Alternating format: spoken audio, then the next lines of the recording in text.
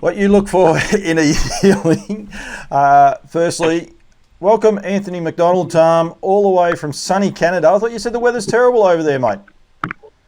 Yeah, it's sunny. It's sunny. That's the only thing that's good about it right now. It was minus 15 when I woke up this morning. We had to train, we trained 64, 65 horses this morning, and it was cold out. As the wind dissipated throughout the morning and the temperature started to get up a little bit under the sun, it was actually a really good training day, but definitely didn't start off that way. You guys do it hard. I can see recently you were enjoying yourself somewhere in the sun, and I can see why, to get away from that cold, wintry weather. Oh, it was brutal cold. A couple of days ago, it was. I raced at Mohawk last night. It had to be minus 25 with the wind chill minimum. Oh, none of us understand that one. I can tell you that right at the minute. I've got shorts on, the door open. It's only 6 o'clock, and I reckon it's already 25, 26 degrees, which I don't know what that equates to in your team, but it's warm. I know that. So very warm. I don't know what it equates to, but I know it's a lot warmer than it is here. I'm telling you that right now for sure. It definitely is. Right, this is obviously to promote Nutrien, and with their upcoming sale, of course, in Sydney, which will be this Sunday on the 20th of February, Warwick Farm New Complex. So Nutrien bring these to me. But what they are all about is to, I suppose, raise awareness and get people thinking outside the square as to how they pick up a catalogue and the process they go through. Hey, Mac, you and I met, what was it, 3 years ago now? I think so, yeah. Yeah, it'd be roughly 3 years ago. Through APG, I got to chauffeur you around for about 4 days. Some people would sort of pity me, but I absolutely enjoyed it, yourself and Cal, and I think we had a bit of a ball, and just, I suppose, trying to raise people's eyebrows a little bit to thinking outside the square as to how they syndicate horses and what you guys do with. What's your catchphrase? You have a funny little catchphrase. I should have known. Kelly's catchphrase, yeah, own a little, love it a lot. That's it. Thank you very much. Kelly owns all of that, so that's fine.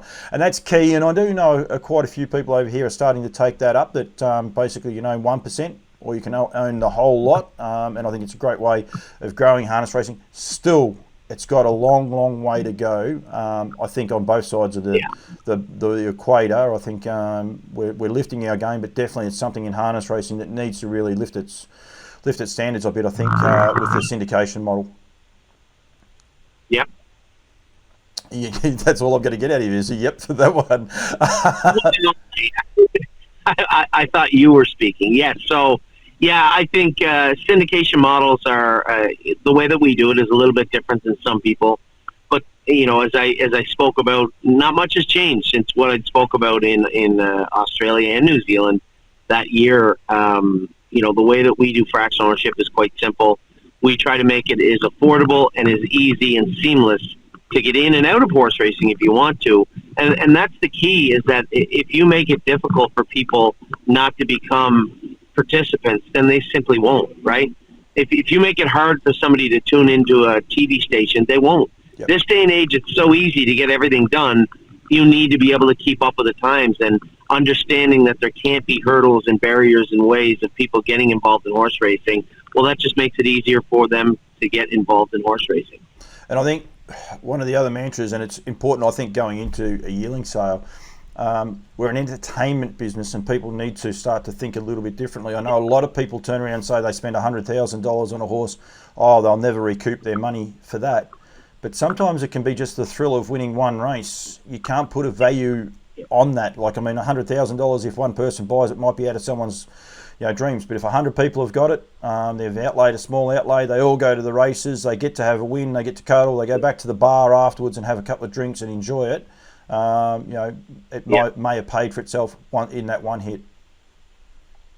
Yeah, I mean, understanding I think that is really the saddest thing that's taken place in horse racing over the last 2 decades, is that we forgot about how fun it was.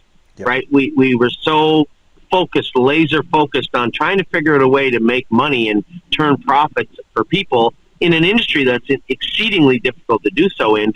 We failed to see what else was available in the industry. The entertainment, the experience that you get in horse racing, going to the track, going to the burn, watching your horses train, speaking to your trainer or the caretakers, just being involved in the entire process of training horses is amazing. And I even as somebody who is saying that, I'm surprised sometimes how intrigued people are with what we do and how we do it. Last night we raced a couple of horses. We raced 3 horses at Mohawk, and after the race, I was trying to explain to our clients on a video about the shoeing changes we were going to make to this horse so that we could see a little more favorable result the next week. The horse raced great, was third, beat a length, but I felt the horse, if we just made a few shoeing changes, the horse would be better. I spoke to the trainer after the race. I spoke to Jason about the horse in question, and I believe that the changes we were going to make would have a much more positive outcome last week. And people are intrigued by how such little information can have such a massive impact, and that really is the draw of horse racing, is that all these little intricate things are just so interesting to people when you look at the final product and how much they played a role. And that is really what the industry is about, is that we have this massively complex, intriguing, interesting business, and we don't market it as such. And I think we just misrepresent our own industry on a daily basis. Couldn't agree more. And I think we have a wealth of knowledge. A lot of people don't want to share it, but by sharing it, you actually improve the experience, I think, for the people into the industry for the first time that want to purchase a horse and be able to just race horses and understand what's going on. So I think sometimes this old cloak and dagger of, we won't tell anyone how fast this horse run, those days are gone, and let people experience and enjoy the experience.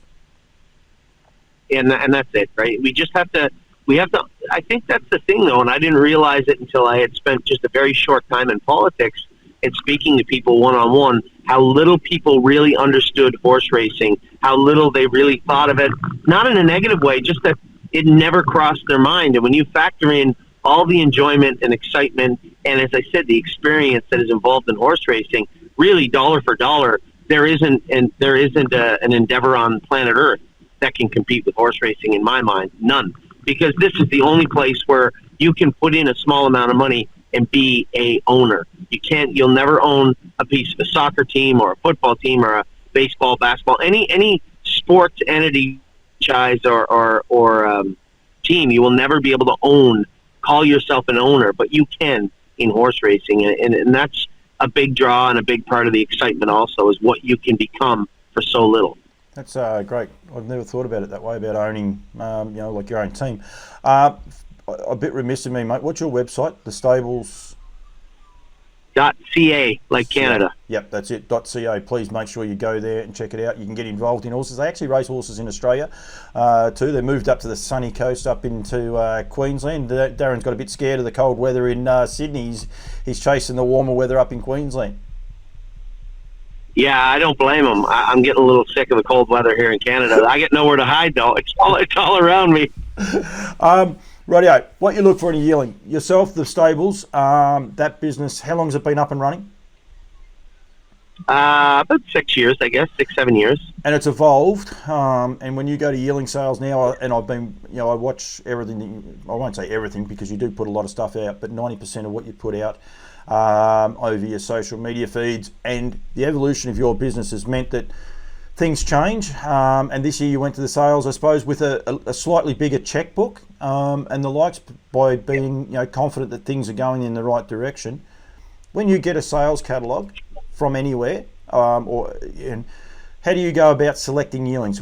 And probably the process of how it's changed for you in this 6 years evolution of the stables. Well, listen, we've always started by telling people up front that it's a really bad way to invest your money. Horse racing is a terrible investment. In my mind, it's horrible. But you have to understand that there are people that have X amount of dollars earmarked for entertainment or disposable income, discretionary funds throughout the year. If you can tap into that world, if you can say, rather than going to Disney World or wherever you go, you'll have a lot more enjoyment and entertainment owning a horse with us. If you can do that, one, it's easy to provide that entertainment. We do it every day and don't even notice it. And two, you would start to see people come back to the industry for the right reason. And what we've done is, even though we spend a lot more money at the sales this year, we still always stayed true to what we said before, was that this is a bad investment, but a lot of fun. If you want to have fun and you want to come out and enjoy yourself for you. This is the industry for you.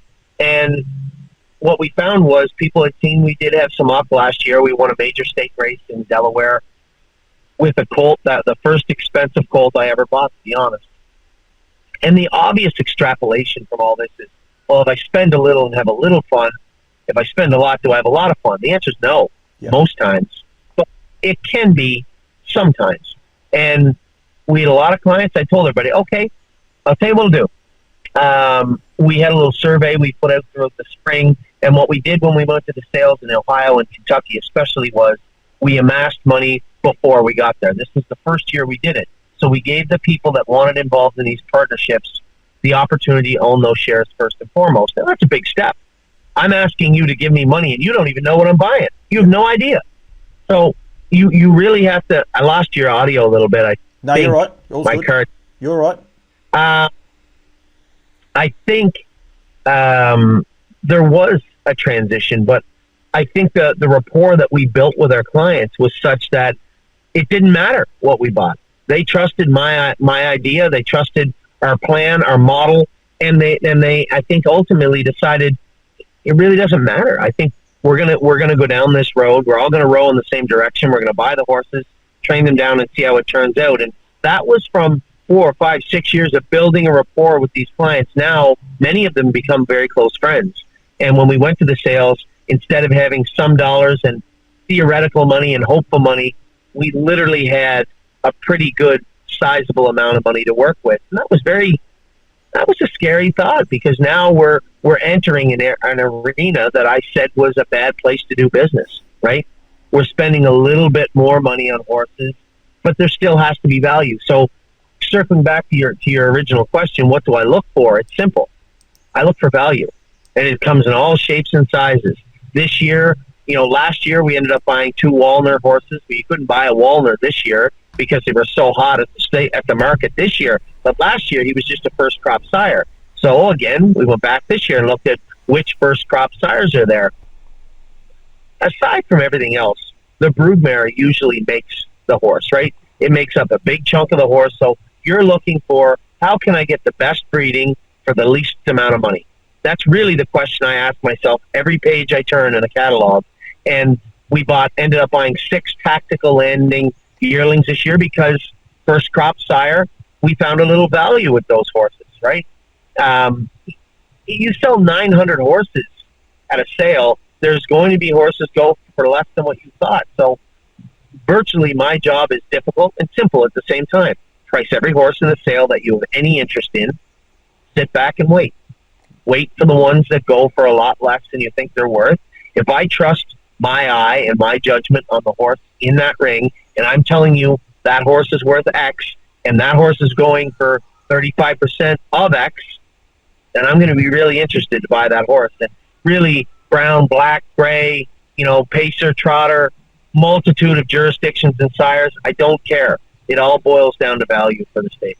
So effectively, set your budget, which you did by pre-planning, and I think that's really key, especially for young people coming into the game, to know roughly what you can or can't spend, I suppose, is the best way, because a lot of people get themselves into issues, and then that affects their training and how they train a horse, because the horse has to win, but it may not be able to win, so that reflects back onto them because they're pushing themselves too hard. So I suppose setting that budget and then backing your own judgment as to what you pick out in a catalogue.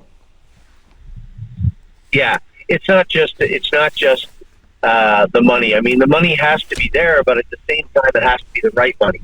And having clients that understand that, yes, we just paid $155,000 for a yearling, but at the same time, I can make a video right now and say, hey, that horse may not be any good next year. And we know that. And it's one thing to say that. It's another thing to agree upon that as you enter the sale. All the horses we bought, our clients are educated in such a manner that, yes, we spent more, so we expect more. But those expectations may not come to fruition, and you have to be okay with that.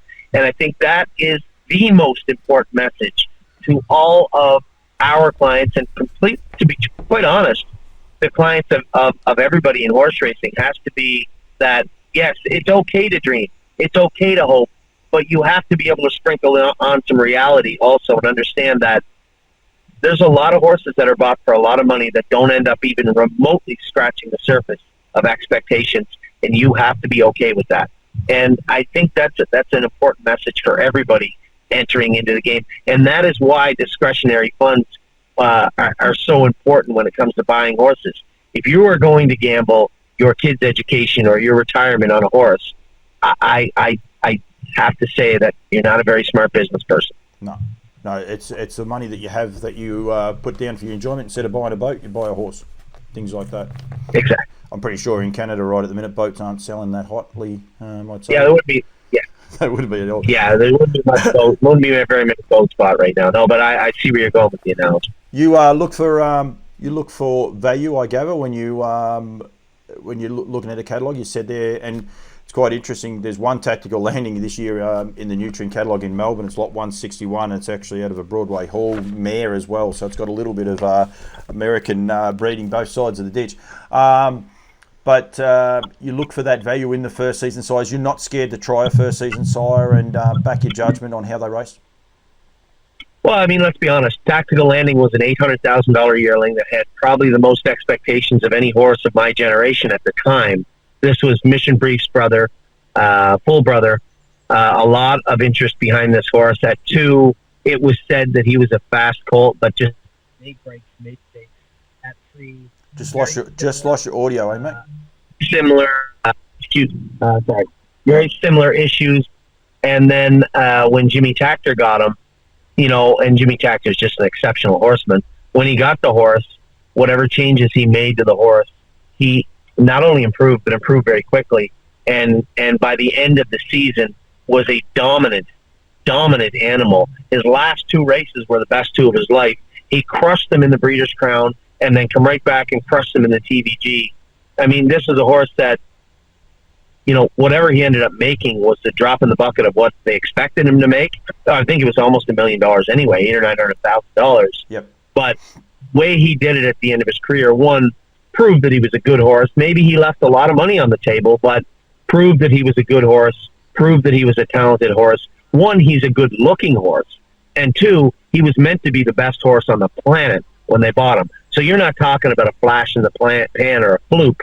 This was meant to be a good horse. So I didn't see the risk in, putting a lot of our eggs in the basket of a Muscle Hill horse that was meant to be a world champion, that was a world champion at the end of his career. No, I didn't see it as a risk at all. Other people might, but I certainly didn't. It's funny, back to how your and I conversation started about the fact that it's an entertainment. What a great way to finish a horse's career with those 2 big wins. And I'm sure the owners probably sometimes they might get the checkbook out and they say, geez, we're a fair way behind on him. But the flip side of it is they turn the video on and they watch a replay of those 2 races. They say, yep, he was our man. We got our value for money out of him. Yeah, I mean, listen, we bought 60 or 61 yearlings this year, right? Most of them are not going to get back to par. Most just aren't. Yep. And we have to be comfortable knowing that they aren't. So really you have to ask yourself when you go to the sale, what am I willing to contribute? What does my entertainment look like value-wise? And how do I express that? If I'm comfortable putting in $5,000, then maybe I should put in $3,000 or $900 if you want. But it should always, always, always be about your financial comfort and responsibility, because the last thing you want to do is get in over your head in this game, because then it turns it back to what it's been for the last 20 years, which is sour grapes.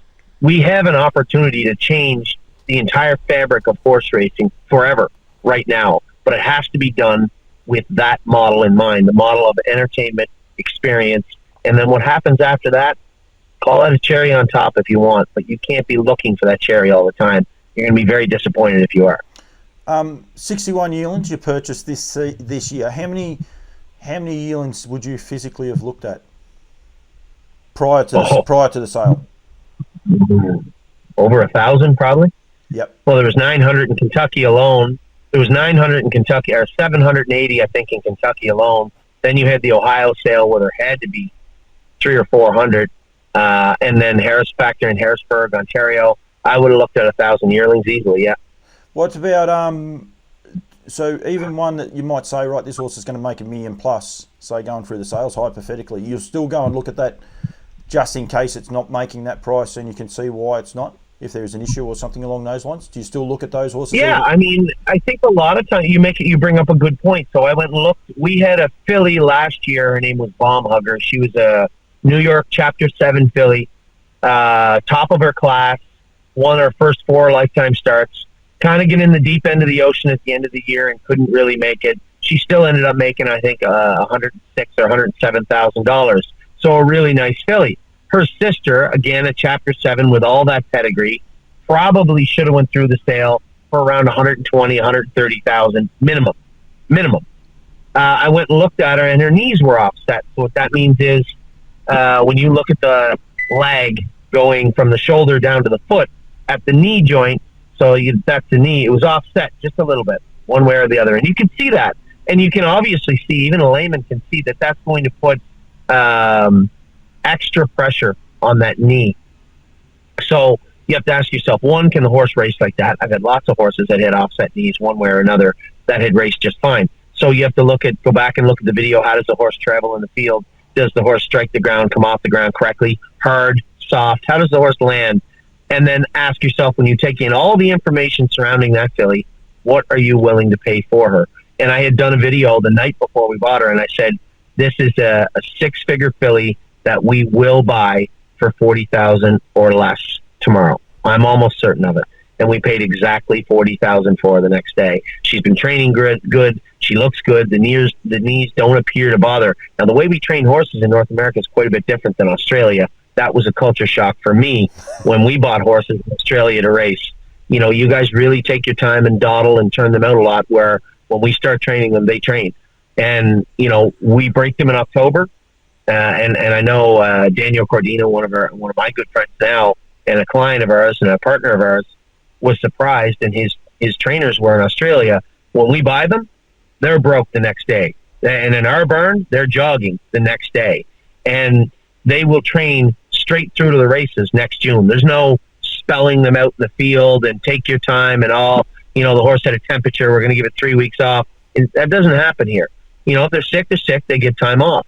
But theoretically, it's October to June racing, July 1st through November in some cases, and that time frame of July to even December 1st of 2022 will be start times for various horses, and these 2-year-olds will race, most of them, between 8 and 13 starts. Yep.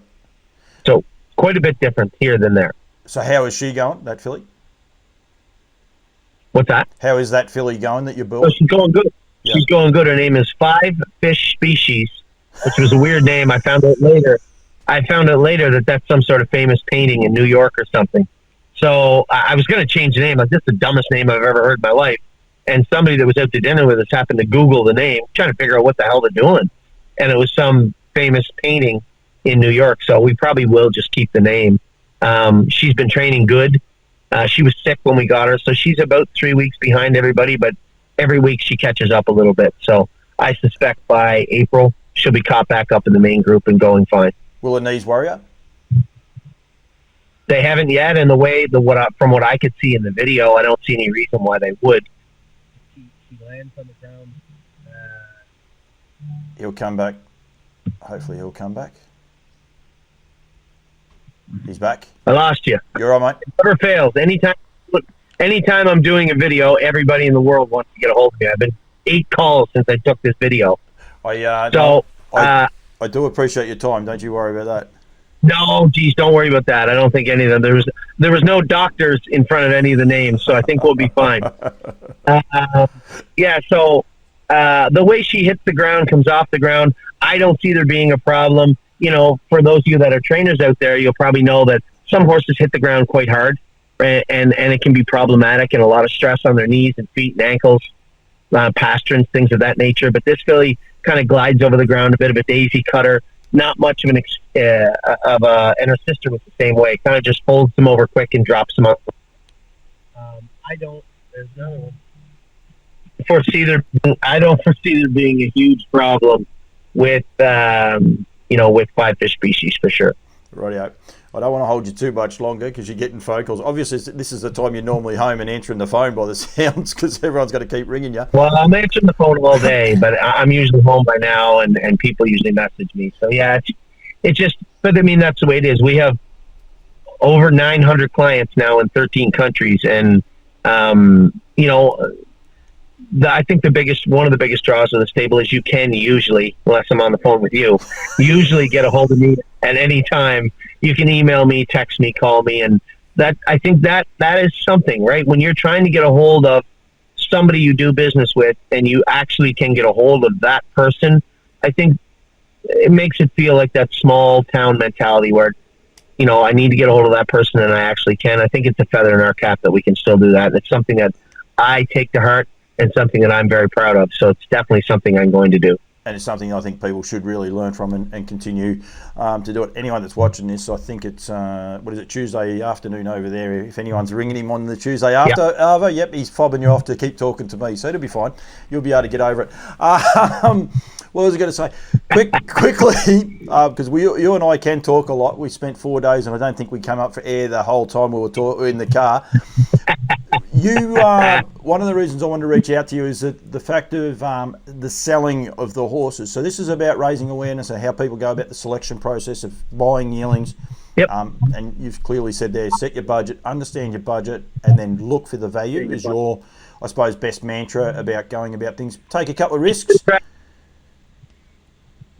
If you're keeping that track at home, that's call number 10 that I've had since I've been on with you. I just hit cancel. Call number 10.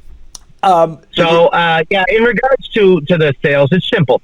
You know, I had mentioned to Daniel Cordina that, you know, I don't know, is the sale that you're talking about the same one I went to? No, it's a different organisation. You went to the APG. This is Nutrien, who are a new player in the field. And we're basically trying to educate, I suppose, and make sure people have, you know, as much information as they can from people from all walks of life and all expertise. Yep. And one of the things that you were saying was the fact of the people selling the horses and the method in which they promote their product. Yeah, they you know, well, all you need, I'll be honest, everybody should understand this, and if you don't pay attention, all a breeder needs to get more money than they want, or at least get to where they like to get to, is 2 people that want that horse. That's it. Just 2 people. 2 people that want that horse, one guy that wants it more than the other one, and then you have a happy breeder. But sometimes you don't have 2 people, right? Sometimes you have no people. And I believe some of the bigger organizations and farms do a great job. They have past clients. They have a catalog of people they can call and give information to and market and advertise to. Hey, come and look at my colts. I'm going to have them ready for you on Tuesday. Or, hey, here's a couple of pictures or a video of this horse in the field. They already have those people they can reach out to. But you small breeders out there, you don't. So you have to think outside the box. How do I reach prospective buyers? I think one of the best ways to do it is use trainers. If you know there's trainers out there that are looking to buy yearlings, then reach out to the trainer and say, listen, I would like you to buy our yearlings and I would like to be able to have you afford them. Why don't we do this? Why don't we market in the society, market in the communities around the sale? Now, where I assume near this sale, there's a large community or 2. Yep. Warwick Farm. Well, I can tell you what you should do. If you're a breeder out there, reach out to some trainers and say, listen, we want to be able to work with everybody. Why don't we go out into the community and explain what horse racing is, explain what the sale is, explain what's going on. What you need to have is a good form of literature to show them what they're doing. A website that they can browse would help. I had mentioned all this to the APG when I left, and to Daniel and the board of directors at Menangle. That sale is in the middle of a community. If you had taken the time to build a very informative website that is helpful, that's called 11, in case you're wondering, right there. A website they can go on and peruse and go through, answer the questions that they will have. What is horse racing? What is my expectations? As I was saying to you, I mean, obviously, we all use social media, right? We're talking on Facebook Messenger right now from 2 different continents. People post all these on all these. We understand technology. as society. We have to. But, you know, when we were just talking about the larger farms and syndicates, how they have these massive lists of clients, post or present, and it's hard. It's hard for a smaller breeder to get paid in the same manner, but you can level the playing field if you use the tools that are available to you to market and advertise. And that goes for every young trainer out there. I've done business with trainers in Australia, and they're the same types of trainers as they are here in North America. Very timid, reserved, and won't really go the extra mile because maybe nobody's shown them exactly what's waiting there. We try. I try to show everybody at the, you know, with what we've done with the stable.ca, there isn't any hidden corners of the stable. You know, you and I just talked about most of it, right? The ability to be open, transparent, allow people into your business, and in some cases into your life, right? Allow people to be a part of what you're trying to achieve and what you're trying to do. I think you'd be very surprised at what you can achieve and what you can. And this all revolves around communication, right? All of it. So the ability for a breeder to maybe reach out to 2 or 3 or 4 or 5 trainers and say, hey, we'd love to do business. We know that you don't have a ton of owners. You don't have a ton of people that are going to back you. Why don't we try and help you, because you'll be helping us? Yep. So why don't we go out together in the communities? I was just about to explain to you that when I was in politics, again, very, very short time, but I remember I had a ton of questions, and they used to drop off. You used to have to order these massive packages of those door knockers. In if it's an election year or time in your area, I'm sure you come home and you see those door knockers on your door. Well, most people just do what? Rip them off, throw them in the garbage, right? Most people. So I had asked an elder politician one time. I said, sir, I don't understand if I put door knockers on 100 doors, most people throw them in the garbage. He goes, okay, so let's say you put them on 10 doors. How many people do you think look at it? Pick it up and look at it. Don't rip it up. Don't throw it in the garbage. Pick it up and just look at it. I was 2. You're right. He said, that's great. I said, I don't understand. He said, because we know 1 in every 5 people are going to take that door knocker seriously. So if we can get you to deliver out of them, or 50,000 of them, do the math. I said, I never thought of that. He said, we're only after 2 out of 10, 1 out of 5. We're only after those people. So if you think of it this way, if you translate that to horse racing, so you're a trainer, right? You're Paul, the trainer. You go out and you get 50,000 of those door knockers. Now, what community is this sale close to? Warwick Farm, Sydney. What community is it? Sydney harness racing. So Sydney. Oh, well, there you go. So how many people live in Sydney or even within 20, 30 miles of that sale? No idea. Let's say it's 1 million people. All right? Let's say it's 1 million people. Okay, so you take 50 or 100,000 of those door knockers, you go out in the community, you knock on doors, you knock once or twice door knocker. If they answer the door, hi, my name's Paul. We're going to the sale here at Sydney. You know, I don't know if you're doing horse racing or how much, but here's some information. If you got a minute, take a look at it. If you don't want to, that's fine. But if you have any interest in it, let me know. My name, my number, my contact, all my social media information is on this door knocker, on this leaflet, and a website that can explain it even more in depth is on there also. You have any interest, have any concerns, or have any questions, drop me a line. Have a great day. If you could do that throughout a ton of communities all around that sale, do you not think you could get a lot of people out to that sale? Do you not think that you could form a number of groups to buy horses? If I said to you, you know, if you're Paul and you come to my door and you say, okay, Paul, let's assume I'm interested. What's it cost? Well, depends what you want to spend. Well, what do you mean? Well, if you want to be involved, if you find horse racing interesting, what would you like to invest? Because you can invest $1 million, you can invest $10,000, you can invest $500, you can invest $200 if you want, as long as you do it in the right way. Now, obviously, saying that out loud, you probably don't want to use the word invest because I just told you what a terrible investment it was. But if you wanted to put in X amount of dollars, what would you like to do? You know, I tell you what, go on to my website, look at the website, tell me what you think, drop me a line. If it's not for you, no problem. but it is for a lot of people. And you know what? It's for a lot of people that maybe never thought it would be. We are, as I said, we have over 900 clients in 13 countries. Paul, think about it. And 2 continents also, obviously. If you think about it, at least people from one continent and let's say 11 countries will never, ever, ever touch that horse or see it in person. So I got to ask you, what do you think the draw is?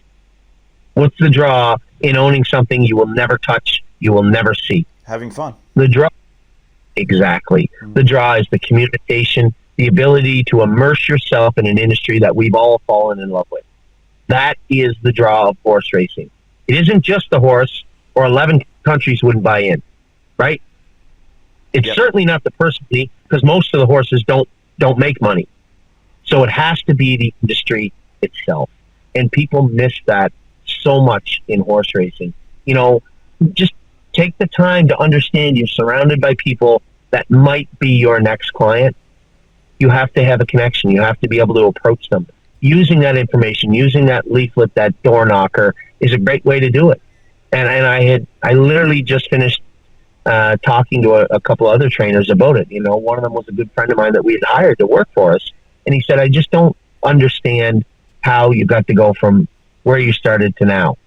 And it's the exact same conversation we just had. The ability to allow people into your business, and in some cases, like I said, into your life, is a big deal for them. A big deal. I think thinking outside that square too, and that's one of the reason I wanted to tell you, like a lot of trainers, as you said, and breeders, follow the path that's proven. So Woodland Stud, Alabar, they do it this way. So we're a smaller breeder. We're going to continue to do it that way. But unfortunately, you won't break that cycle because those people have their businesses, they're successful businesses. So they keep having their return clients keep coming back and around. So I love the idea of building the community. And people say, oh, you can't do it. If you're worried about going to Sydney, don't go to Sydney. Go to your football teams. Go to your netball teams. Go to all these other places and enjoy it. Build the community. The community, as AMAC's saying there, go to Sydney because there's 1 million people. I wonder how many people walk out of Menangle and walk around the Menangle streets near the racetrack there and say, do you want to be involved? I would love to know how many people have ever been approached in Menangle itself to own a racehorse. Bendigo as well. I know it's been about 3 years since anybody was, I would say. Yeah. What, did you do it 3 years ago, did you? Yeah. Well, we always did. I mean, I told, you know, it was so cool the way that we got involved in racing in Australia. I was speaking at, I don't know if you were with me, you must have been with me. I was speaking at one of the engagements. And the one thing I loved about Australia and that I didn't realize was lacking in North America until I got to Australia was there were so many young people at those speaking engagements. We just don't have a ton of young people involved in horse racing right now in North America, aside from everything else going on that is wrong. What I would say wrong with the industry, the one thing that it isn't the industry's actual fault, I would think, I guess somewhat, but not really. It's a byproduct of what we've done year in and year out over and over and over again, was that now we don't have a lot of young people involved. So when I was in Australia, I remember I was speaking about, just like you and I did, about fractional ownership and how people can get ahead and how it really isn't that difficult and how it's built around this community mentality and this ability to draw people in and allow them to be part of your life and your stable. And this young man raised his hand and he said, Mr. MacDonald, what you say sounds great, but it just isn't like that here in Australia. I said, what do you mean? And he said, it's not as easy as you say it is, and it's not as seamless, and it's very difficult to get started with groups of people. And I said, but I don't understand why it would be. And he said, just the hurdles you have to go through and the things you have to do, it's impossible. I said, are you sure about that? And he said, yeah. I said, well, I'll tell you what I'll do. I'll buy some horses at the sale in Sydney. We were in Sydney, I believe. Yeah. Yep. I said, we'll buy some horses at the Sydney sale, and I'll show you exactly how easy it is. And I immediately regretted saying it. Immediately. I come off the stage, and 2 of the board of directors come up to me, and they said, are you really going to buy horses? I said, apparently. I don't know what the hell I was thinking, why I would say that. Whatever, I guess I'm gonna. And it really was as easy as we said it would be. So I think, like many people in North America, even the young or the older trainers in Australia and New Zealand, because it's the same there too, talk themselves out of being able to be better. And that is our biggest impediment, is that we sell ourselves short on a daily basis. And if you really would believe, and this is what I've hoped, my wife never wants the stable. We have 122 horses right now.